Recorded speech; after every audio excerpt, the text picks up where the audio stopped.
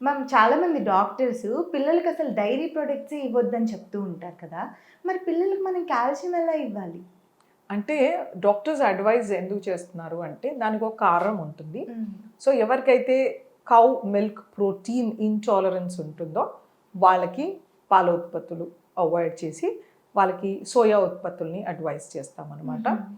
So బేసిక్గా వీళ్ళకి పాలు తాగగానే వాళ్ళకి లూజ్ మోషన్స్ అవ్వడము, పొట్ట ఉబ్బడము, గ్యాస్ ఫార్మేషన్ రావడము, తర్వాత పెరియనల్ రీజన్లో అంటే మోషన్ వెళ్ళే దగ్గర మొత్తం పొక్కిపోవడము, చాలా ఇబ్బందులు అవుతాయి అన్నమాట వాళ్ళకి.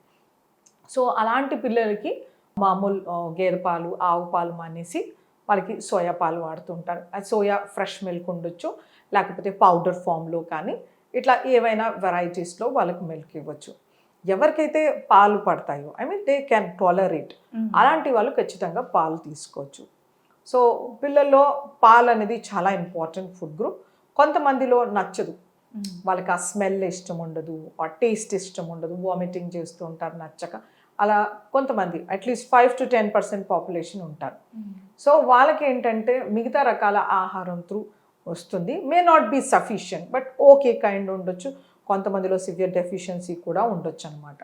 సో మనం అది జాగ్రత్తగా చూసుకోవాలి. వాళ్ళు నాన్ వెజిటేరియన్స్ అయితే మటన్ బోన్స్ ఇలాంటి వాటిలో నుంచి వాళ్ళకి కాల్షియం వచ్చేస్తుంది.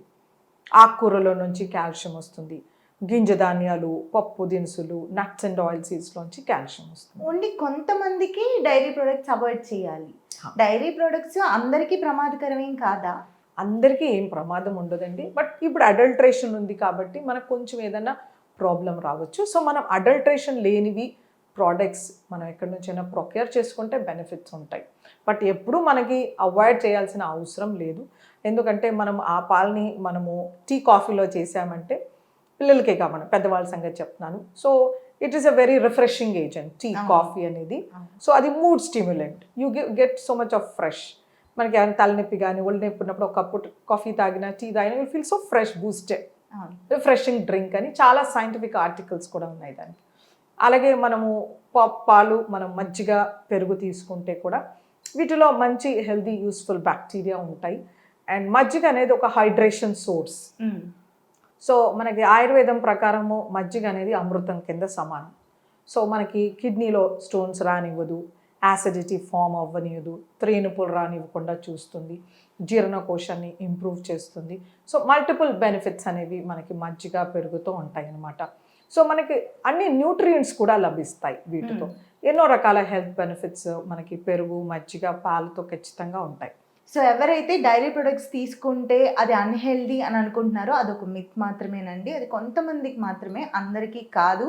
అలవాటు పడిపోయిన వాళ్ళు బలవంతంగా మానాల్సిన అవసరం ఏమీ లేదు. కొంచెం మంచి ప్రొడక్ట్స్ తెచ్చుకోవడానికి ట్రై చేయండి, అంటే న్యాచురల్ వేలో. అంతకు మించి ఇబ్బంది ఏం లేదు.